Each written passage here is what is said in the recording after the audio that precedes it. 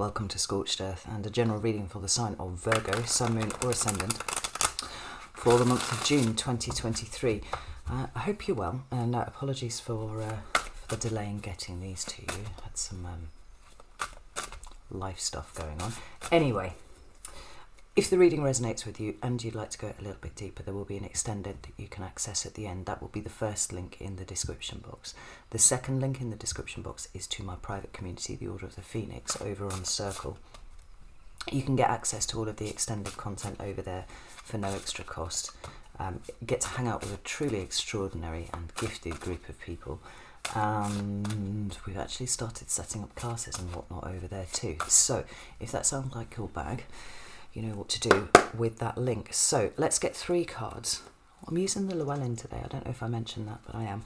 So let's get 3 cards for Virgo. Start with your recent past. We have the 9 of Wands in reverse for you there. Current energy, please. We have the Judgment card in your current energy. That's kind of a big one. And what's coming towards Virgo, please, for June? Thank you. We have the 6 of Swords. So, with the 5 of Pentacles at the bottom of the deck here, actually, just flip this around so you can see what I'm looking at. It's safe to say that there's something fairly monumental going on with you this month. I mean, the Judgment card being the only major arcana card on the table does suggest that there is something somewhat life-changing about the experience that you are having right now. And I feel like the 6 of Swords is the processing of that and moving on. Now, you know, sometimes we talk about the Judgment card in terms of you know, life-changing decisions, and that's absolutely, you know, what it means. But it can also talk about, you know, the resurfacing of something, something coming back up that perhaps you thought you'd dealt with already, but that's coming around for a second go. In which case, then the 6 of Swords would indicate that there is a proper, concise end to this kind of energy, right? It's almost like this space that is occupied between the Judgment card and the World card here with that 6 of Swords, right? We're moving away from something here and towards, inevitably, the World, and from there we go to the Fool.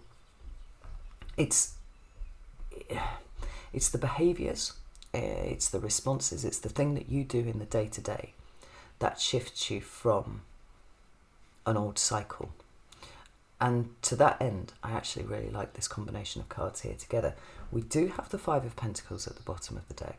And you know, this is a card that deals with lack. It deals with poverty. It speaks to the way in which we don't meet our own basic needs. And that can often be reflected in the situations that are around us and the relationships that are around us, where we feel that those relationships or those situations don't meet our own basic needs. It's true, but there's an originating point, and it starts in here. Let's have a look. So we've got the 3 of Wands.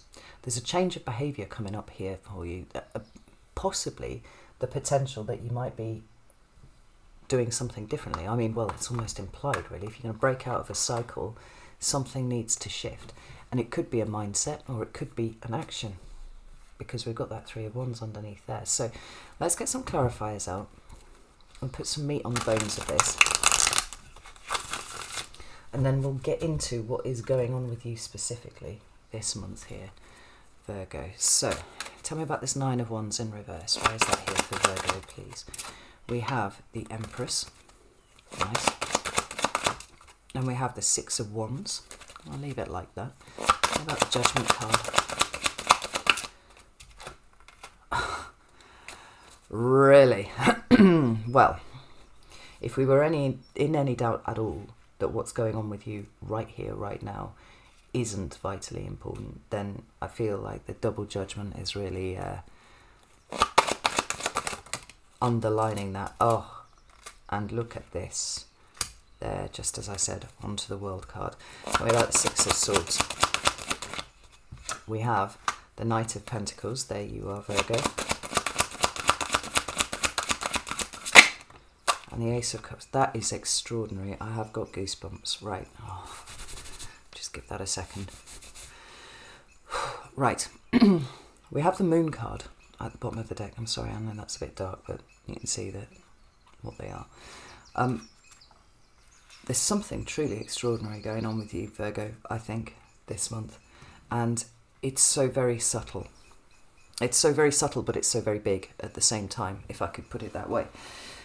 It's subtle because I think it involves an internal shift for you. So we're talking about the nature of something that wouldn't necessarily be perceptible to other people. And I think Virgos are quite used to operating in that space anyway.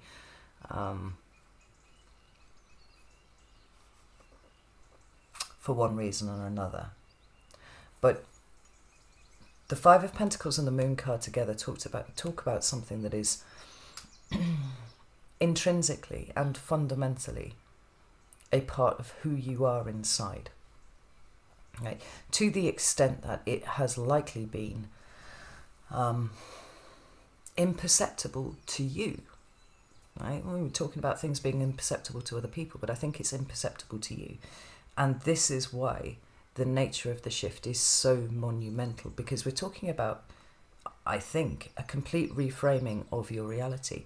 You know, that point where you notice something that you've been doing on autopilot for the longest time, when you sit with it, you see the potential for the self-sabotage that contains, or even, or at a less severe, well, I was going to say less severe point, but I guess it kind of equates to the same thing, is just not the furtherance of your goals. Ultimately, if you're not working, I won't sound like a self-help book here, but if what you're doing on the day-to-day isn't getting you closer to the kind of life that you want to be living or the kind of relationships that you want to have, then that stasis is effectively a kind of stepping backwards, right? It's keeping you in one place, it's stopping you from growing and evolving and all that sort of thing. And it's deep. It's really deep here with this Moon card. Let's just see. Got a Knight of Cups underneath that, and I think that's really, really important, because what we have is an analysis of the internal state, right? The things that are, by definition, hidden from you on the day-to-day. And going in there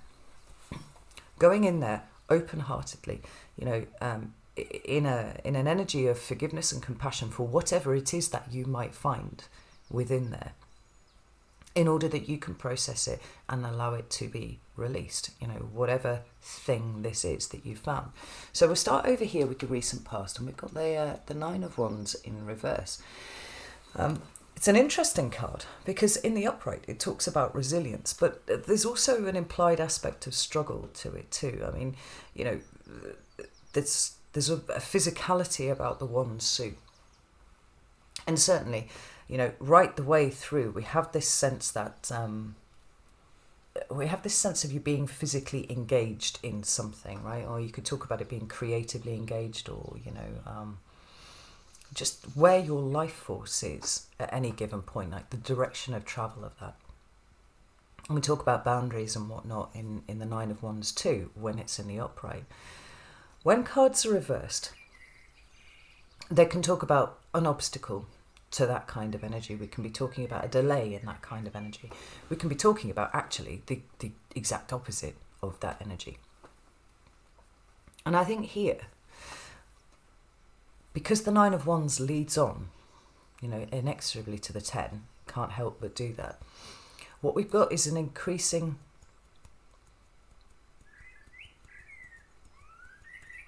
proximity to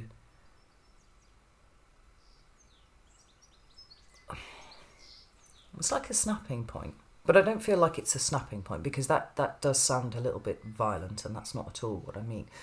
The Ten of Wands represents the culmination of the wand suit for a start. So we're very, very close to the end. And I see the 10 as kind of almost like the collective experience, or certainly how that experience dictates how we relate to other people and our environments and our surroundings and all those kind of things. Whereas the 9s are very much more about you as an individual, I feel.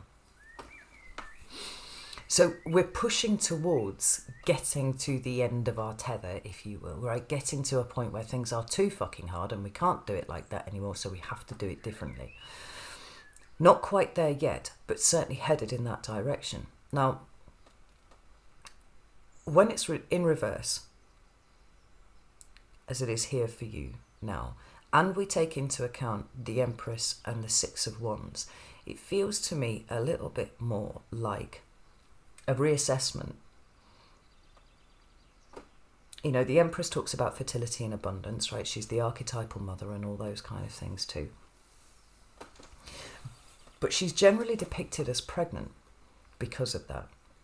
And so if we take it away from the literal and we have much more of a symbolic interpretation of this card, what we've got is what is percolating away within you, what is gestating within you, that is being prepared for release out into the world. That's the way that I see this this Empress card here. It represents Taurus or Libra, depending on how you read it. But I don't feel like that's necessarily particularly important for you at this time. What we've got is a sense of what it is that you want to build in your life, as represented by the Empress. And then Six of Wands, like what success actually looks like to you. Now, the funny thing is, almost everyone has had either the Five of Wands or the Six of Wands this month.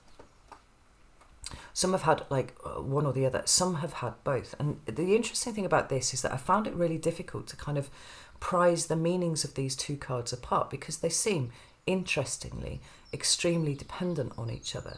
Like, in order for the Six of Wands to be a thing, right, for victory and success to have arrived in our life, there has to have been correspondingly some kind of struggle.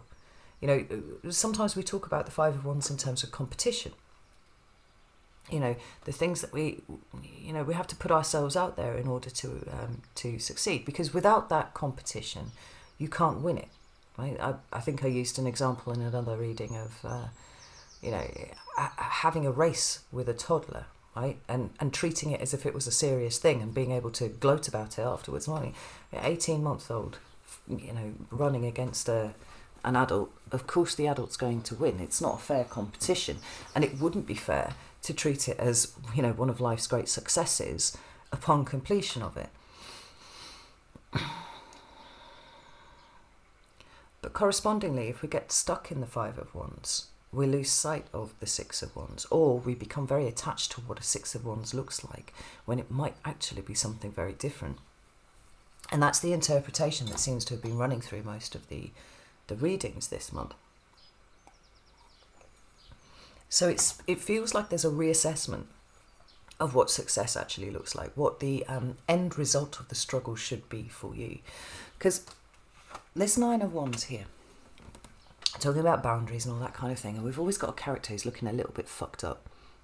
They've endured so far, and the battle is not yet over. There's still more to do.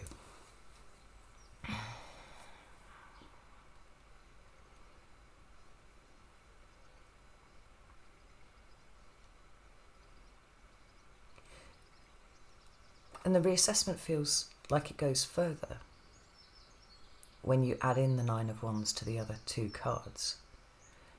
Because it feels like you might have been leaning on your wand and being like, just a bit further, it'll be great when I'm there, when everything that I'm trying to pull together pays off, then, everything will just be fixed. And I think what's dawning on you, Virgo, is that wherever you go, there you are. It's not a case of just getting out of this situation, or it'll just be better if this happens, or whatever. I've been exceedingly guilty of doing that throughout my entire life. If I have one regret, I feel like it is that one of wishing time away, right? Where I've just been like, oh, once everything's settled in a year, like everything will just be great. And very rarely is that actually the case. So if you're investing all of your hope into an event, or say a relationship, or any one of a number of things, it feels like it's more about the eradication of stress than it is about the actually living your best life, really bringing something to the surface and being like, this is where I'm at. Because like I said, wherever you go, there you are. My God, excuse me, I'm like releasing things, that's kind of coming up to the surface. And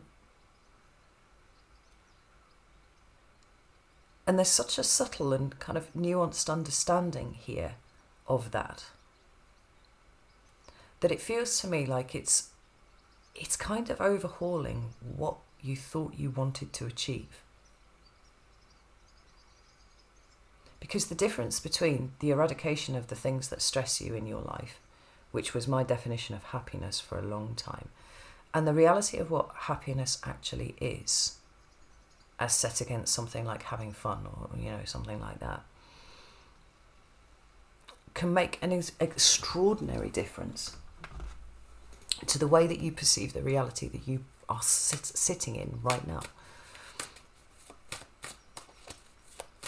I wonder if you've been fixated on a particular version of the Six of Wands and then somehow just got kind of knotted up in the Five of Wands, and it's almost like the more you strive for a particular version of the Six of Wands, the more stuck you seem to have got. And the issue isn't the Six of Wands in itself, it's your current understanding of the Six of Wands and everything that it represents. There's 2 cards here, thank you.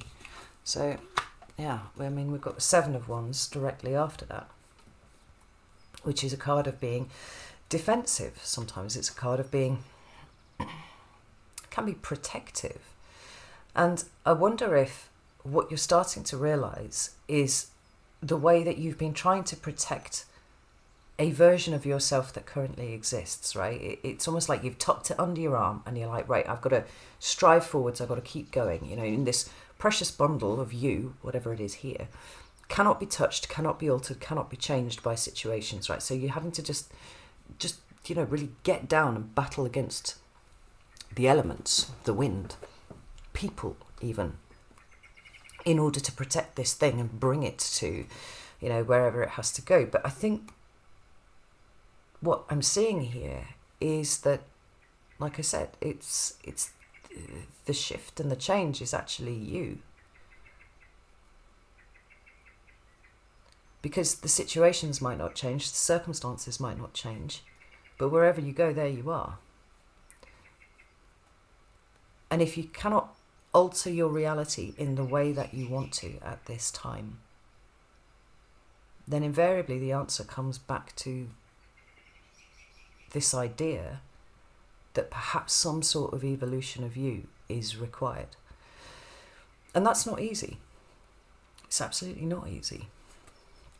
But it seems to be what the situation and what the circumstances are requiring of you. Now, when we move into your current energy, we've got that double judgment, and I mean that's pretty profound in and of itself. And like I was saying right at the beginning there, it is just leaving that aside for 1 second. It's amazing how that came out exactly as I was describing. What you've got here is something that can both absolutely change your life, change your reality, right? Big life-changing decisions, as we talk about there. But it also indicates the end of a particular cycle, right? It is the thing that gets you to the end. And I wonder if what's happened here is that your gaze has shifted from what you considered the Six of Wands to be to a recognition of the circumstances that you're in right now and how it is that you've ended up repeating a cycle over and over again. And there could there might be very valid reasons for repeating that cycle over and over again. But the key here seems to be the Three of Pentacles. Now, the Three of Pentacles is cooperation. It's teamwork. It'll also be a card of asking for help. Could be a card of being willing to give help.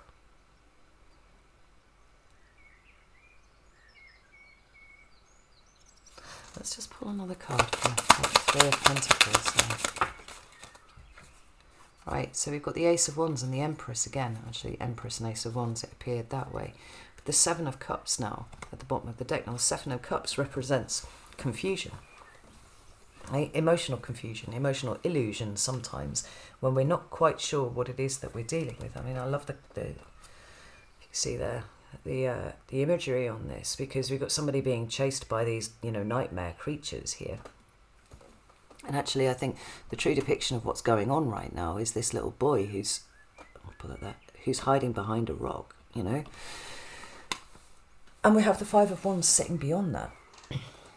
It seems to be a somewhat conflicted state. because things seem to have been brought up for you recently. I've been talking to all of the other signs about, the astrology of May and what was going on in May, because it was intense. But rather than it being characterized by, huge shifts and huge changes, it seems to have been very internal, very reflective. And we had that solar eclipse at April the 20th. Then we had the lunar eclipse on May the 5th. We had Mercury being in retrograde during that whole period too, which is always about going back and checking over things. And then we had that, fixed grand cross that sat in the sky for the best part of 10 days, 2 weeks, something like that.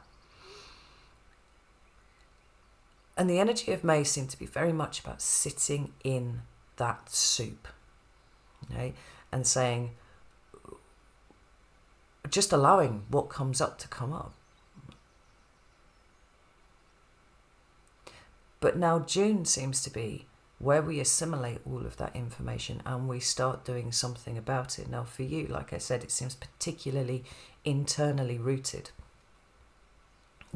Perhaps it is that you've been sat on the edge of this, behind this rock, watching your emotions do all of this, things coming up that you totally didn't anticipate during the month of May. And you're like, right, well, with all of this insight that I now have in this Five of Wands, seeing what it is that I've been conflicted about, for sure, but also for the first time, perhaps witnessing the struggle, and it's different to the way that you thought it was. We've got this situation where you're kind of having to allow everything to settle in the way that it needs to. And I feel like it has changed. Like I said, the idea of what you thought would represent success in this situation versus the innate possibilities that exist, the inherent possibilities that exist in the act of allowing a cycle to complete. It's like taking your eye off that bit over there and going, actually, do you know what? Everything's a massive shit show down here. Maybe I should sort that out first.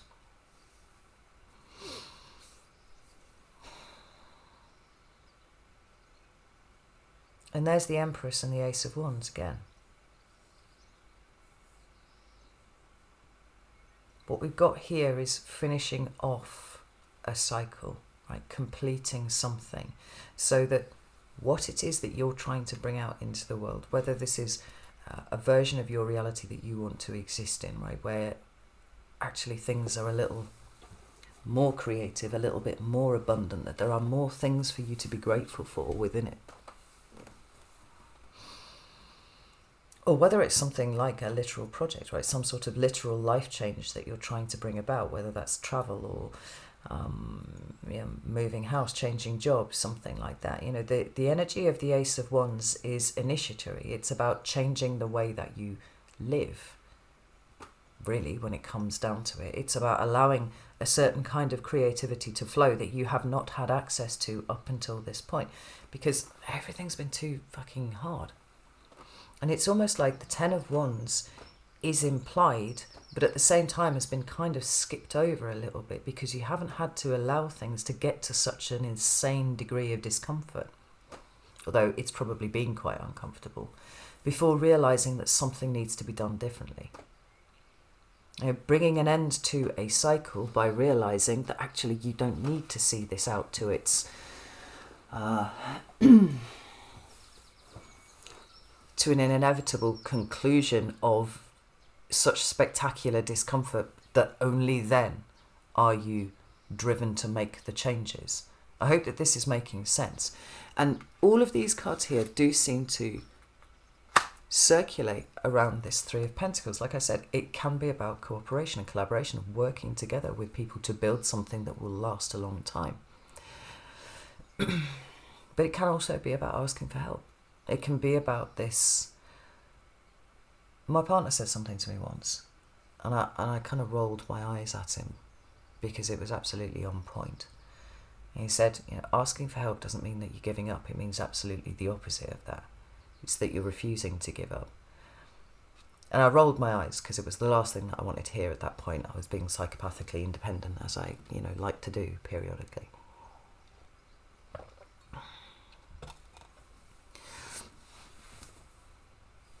But that's a trauma response in me.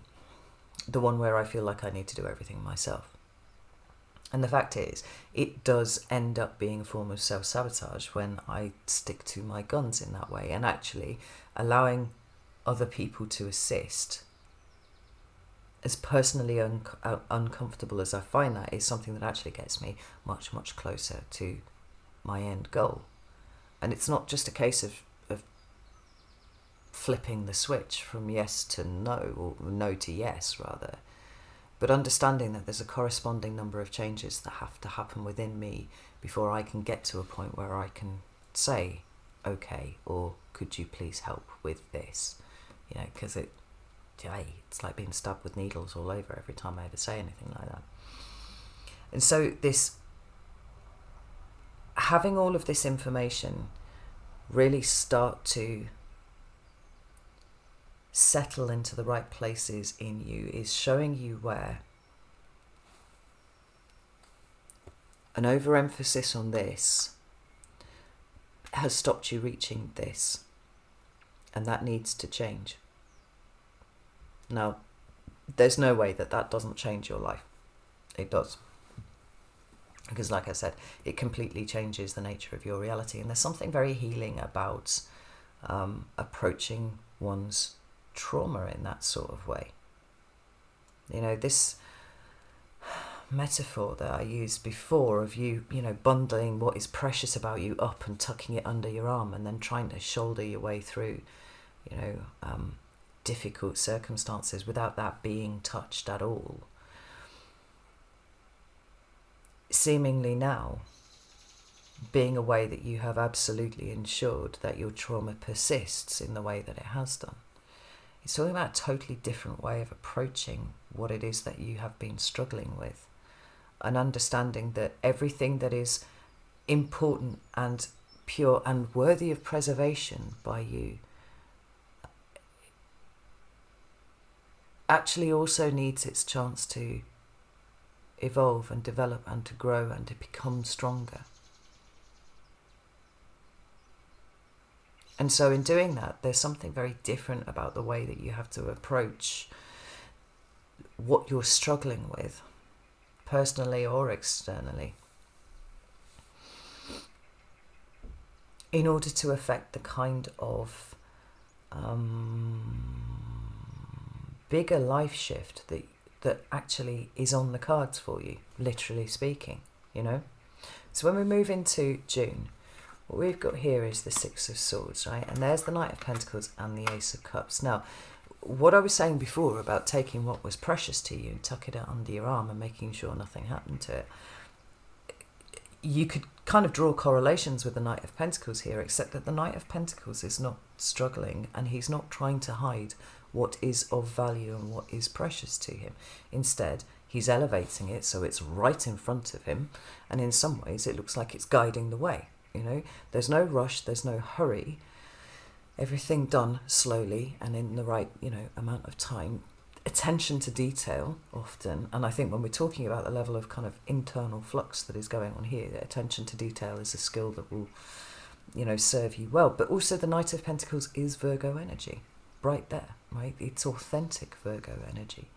And maybe this focus on what you thought might be success was in some ways keeping what is important and of value about you where you couldn't really perceive it. Because the Knight of Pentacles and the Ace of Cups together speak to, certainly in the first instance, an improvement of the relationship that you hold with yourself, which is always incredibly vitally important. I can't stress that enough. But we've also got you approaching the subject of you in a very different way, in a very loving and compassionate and kind way. I have to say, it's a truism that if we spoke to our friends the way that we spoke to ourselves, like we would have no friends very, very quickly. because it's relentlessly negative. It can be relentlessly critical, and we never live up to our own expectations of ourselves, right? But quite often those expectations are completely unrealistic. And if we had a friend come to us with, whatever it is that we struggle with and say, I'm really, really struggling with this, you wouldn't go, well, you're a piece of shit and you deserved that. Why are you surprised that happened? You shouldn't expect anything else. Of course it was going to go wrong. Of course this was going to happen. Of course that was going to happen. Your friend would go, oh fuck, right, okay. And they'd never come to you with anything like that again. What seems to be happening here is you tuning into yourself so strongly and being able to see things from an altered perspective this month. Perhaps just revealing to you how unkind you have been to yourself for the longest time. And there'll be reasons for that, right? That doesn't just come out of nowhere. That comes as a result of life experiences and the people that we've been subjected to. I mean, it can very much talk to, our formative experiences in childhood as well, because that's where our idea of reality is formed. And if you've had a difficult childhood, and I struggle to find many people who haven't had a difficult childhood in some sort of way, then those parameters are set very early. And they have the effect of just screening out anything that is remotely like the Ace of Cups. Well, no, that doesn't fit with the narrative. It doesn't fit with our understanding of reality and where we are important in that. So I should just disregard it. And the subconscious is very, very good at filtering that information out so it doesn't come anywhere near you. It amplifies that inner critic and amplifies the stress and the anxiety of trying to live up to unrealistic expectations. Now, that's not to say you can't do anything that you fucking want in the world, Virgo, because you can. I think humans have insane levels of ability to be able to manifest great lives for themselves. But the struggle is to understand that the obstructions to that are within us. It's not about who we were born to. It's not about the circumstances that we find ourselves in. It's not about money. It's not about privilege. It's not about any of those things. Because all of those things are external factors that can be moved through. They can be navigated. They can be got around with the right mental attitude accompanying it. And in the first instance, Virgo, that has to be this Ace of Cups. It has to be love for oneself, right? An ability to perceive the value in oneself. A turning down of the volume on that voice that says, what the fuck did you expect? Of course it went wrong. Of course you're a piece of shit.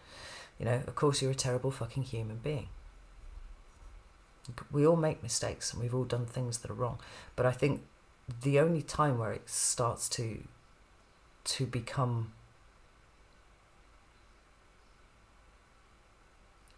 destructive, whether that's personally destructive and self-sabotage or, such high anxiety that we literally cannot function out in the world, is where we default back to that same way of thinking about things. Like, what's being offered to you here is an opportunity to break through, Virgo. That's really, really strong. Really strong. And leave behind whatever cycle you have been stuck in, because you see the cycle for the first time. The Six of Swords here, I always feel like it's a very sad card.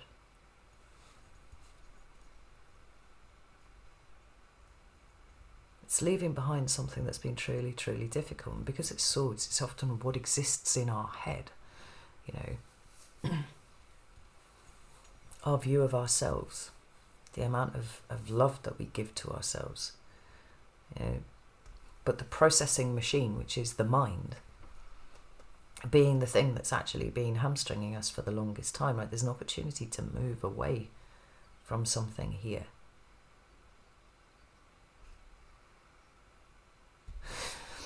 I read something really interesting on Instagram a couple of days ago,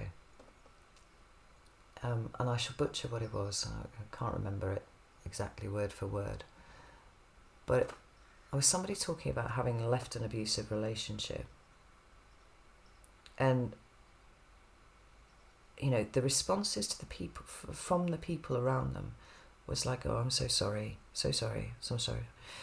I said, and she said it to this one woman, and she went, "Oh, congratulations." And she said it really, really took her back, but it warmed her heart, because it was a recognition that what she'd done was something worthy of celebrating, rather than, you know, it's this interesting thing of like what you're focusing on there. I mean, you can, and I have absolutely done this, like leaving an abusive relationship and focusing on the time that I lost. I remember speaking specifically about that. I've just wasted 10 years of my fucking life. Now what? What do I do? I'm just a fucking mess, you know? Instead of going, fucking hell, Carrie, congratulations, took you a while, but you got there in the end, and now everything can be better, because that situation cannot exist in the same way that it has done anymore. Like, you chose your self-worth. You didn't capitulate to, you know, the insane, controlling, you know, needs of somebody else. That's worth celebrating. Well done, you. I'm proud of you. That's wicked. And I feel like there's something of that here. Now, obviously, you're not all leaving abusive relationships or anything like that, but it's this sense that even just the difference between those two things, yes, things have been really hard, and look at you moving out of that kind of situation. It doesn't mean that the pain and the trauma and the things that you've dealt with aren't in some way still forming your existence, because of course they are. You know, things. You know, I watched a YouTube video the other day actually about the two things that change people the most on a deep psychological level, and one of them was grief and the other one was trauma, which makes perfect sense.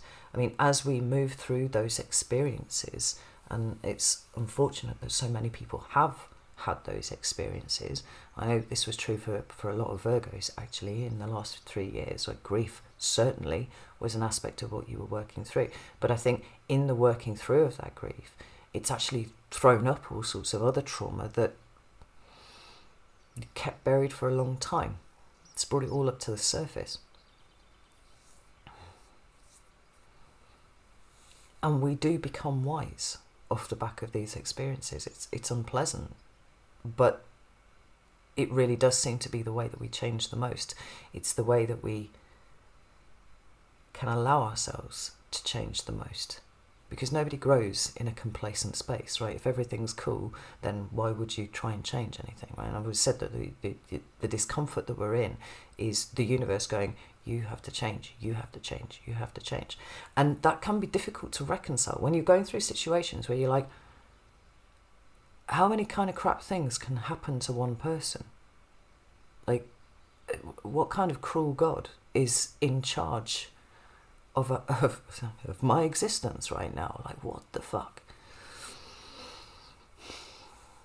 But when we allow ourselves to work through those, when we allow ourselves to change properly in the face of those, although they're not pleasant and they're not situations that we want to repeat, there is a sense of it kind of bringing us closer to ourselves.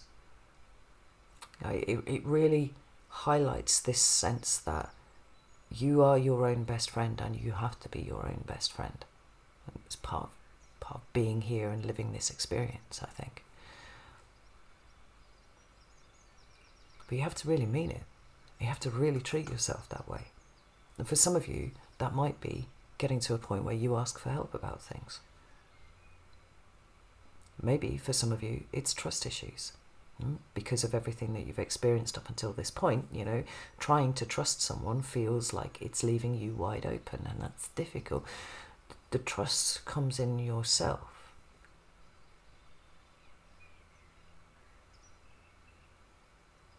You know, maybe the trust comes from going, do you know what? In the end, I did the right thing for me, and I looked after myself, and I wasn't attached to a particular outcome that I was looking for. I was looking to end the cycle. And this is how you do it. I mean, every single sign seems to be going through something really, truly, extraordinarily life-changing in June. And I would love to say it's because everybody's winning the fucking lottery, or, you know, you're getting shiny new houses, you know, blessings be upon your head, and all that sort of thing. But it seems to be something much more subtle, and yet something so much more profound for every single sign. It's this sense of, for a lot of people, understanding their own power. And many of us will say we feel completely powerless, and it's that inability to be able to change our environment or change our circumstances that has us feeling like that. But if the key to it is internal, if the key is a change of perspective, if the key to it is just being a little bit nicer to our fucking selves, then suddenly everything's cracking wide open. We have the energy of the aces being here. It's like, yet you did it differently this time. This has unlocked a different door. You're not going around in a circle this time. There are positive moves that you can make here that are changing your existence altogether.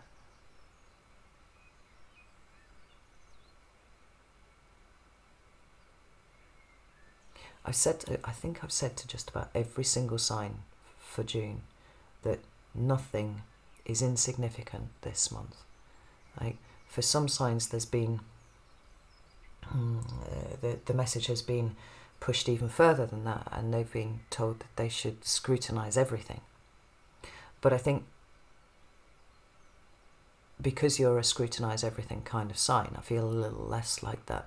It's more about allowing things to move through you, allowing the emotions to move through you, because you are not your emotions. I just want to point that out.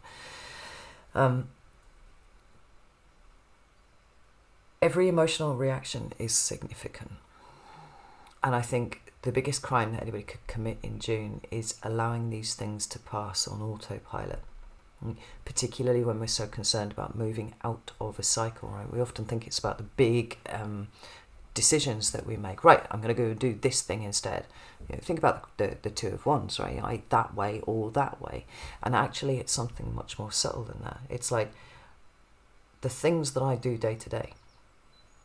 What do I do? What do I allow myself to do? What do I not allow myself to do? Is that pay attention to every emotional response that you have this month, because I think that there is a wealth of information there in how it is that this particular cycle, the one that you are now ready to break out of, has been enforcing itself day after day without you even realizing it. It's definitely been happening underneath the radar. Because I think that as your conscious awareness is drawn to each of these things, right, and you sit there, not in a state of judgment over it, but just witnessing it, and then allowing yourself to talk to that emotion. I mean, like, where have you come from? What's going on here with you? Why are you here? Why are you so, triggered by something? Why do you feel so reactive to something? It's like, introduce that gap between something and your response, right? And allow a space to sit there where you can observe what is actually happening within you before you react, before you do anything, right? And it's difficult. It is difficult. Sometimes it's just a split second. But the more that you do it, the longer that gap, the bigger that gap becomes. And that's where the sunlight gets in. We're not doing things reactively without even thinking. Like I said, autopilot is being turned off. And we're paying attention to these. We're paying attention to this. Right? Five of Pentacles, the Moon, Seven of Cups. Where is the confusion? Where is the illusion that perhaps so many of us have been labouring under when it comes to our relationship with ourselves, like who we truly perceive ourselves to be? There's something inherently life-changing about that, Virgo, for sure. But I feel like it needs your consciousness at it. Like, this is not going to happen by accident.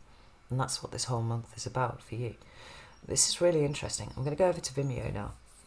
and get into this a little bit deeper, specifically around this, because I'm quite interested. I mean, for some of you, that might actually require physical movement away from a particular thing, but we'll get into it in the extended. So if you want to join me over there, you're very welcome to do that. You can come over to Circle, or you can go to Vimeo, whichever you prefer. But if neither of those are your bag, just know that there's something kind of ephemeral going on here. It will have its reflection eventually in your material existence, but the big profound shifts, the breakthroughs, are happening down here on a very, very deep level. And I would allow yourself to witness with compassion whatever moves through you this month, because I think you're going to be so much more informed by the end of June than you currently are. You know, the wisdom of the hermit. What is the wisdom of the hermit? Literally every answer to any question that you could ask that is important sits within you. And this is why.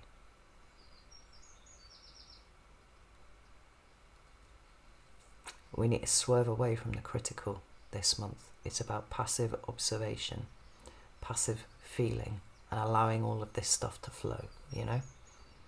All right, Virgo. Know that I love you all very, very much. And I'll see you soon.